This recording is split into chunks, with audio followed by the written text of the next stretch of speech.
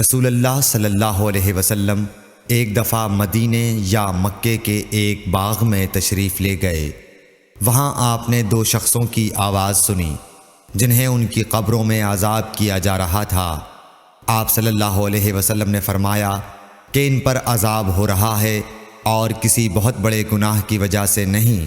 پھر آپ صلی اللہ علیہ وسلم نے فرمایا بات یہ ہے کہ ایک شخص ان میں سے پیشاب کے چھینٹوں سے بچنے کا اہتمام نہیں کرتا تھا اور دوسرا شخص چغل خوری کیا کرتا تھا۔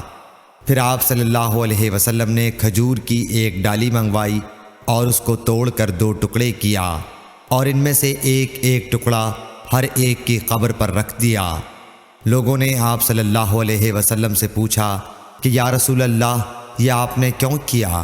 آپ نے فرمایا اس لیے کہ جب تک یہ ڈالیاں خشک نہ ہوں شاید اس وقت تک ان پر عذاب کم ہو جائے۔ صحیح بخاری حدیث نمبر 216۔